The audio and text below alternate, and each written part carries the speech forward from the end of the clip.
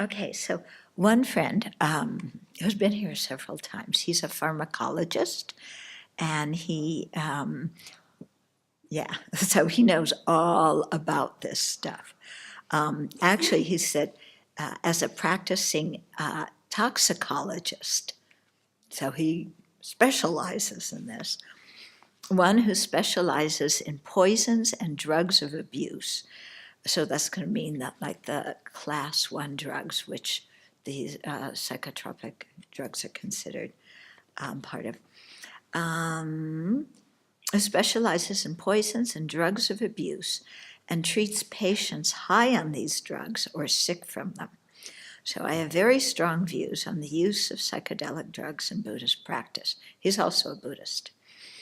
People who use psychedelic drugs to achieve a spiritual experience or high often short-circuit the brain in order to achieve that experience. Yeah, so the drug has an experience of like short circuiting, not going through the usual channels to get to a particular experience, but somehow getting there through another route. As a result, they oftentimes have to use more and more drug to achieve the same experience. I have seen this in my clinical practice and when talking to patients who use the substances. Conversely, people who meditate, pray, and or fast to achieve spiritual states are more easily able to achieve a spiritual state over time because the brain has been wired to achieve that.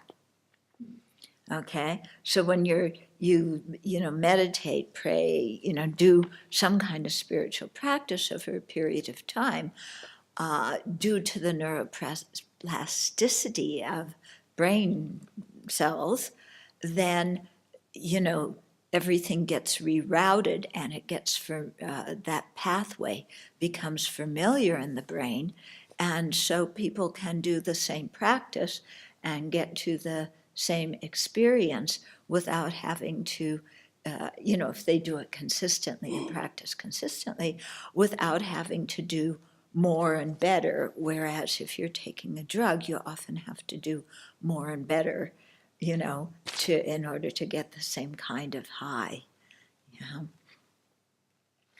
If the goal of our Dharma practice is to see reality as it is and break through the illusion, then the use of a psychedelic drug is just another illusion for us to break through.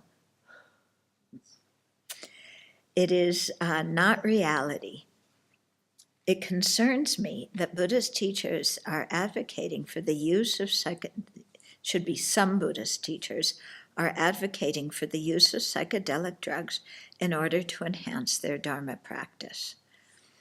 Yeah, it bothers me too. Well, it concerns him, it bothers me. He's more neutral about. Every spiritual state that one can have through the use of drugs can also be achieved through meditation and a strong spiritual discipline.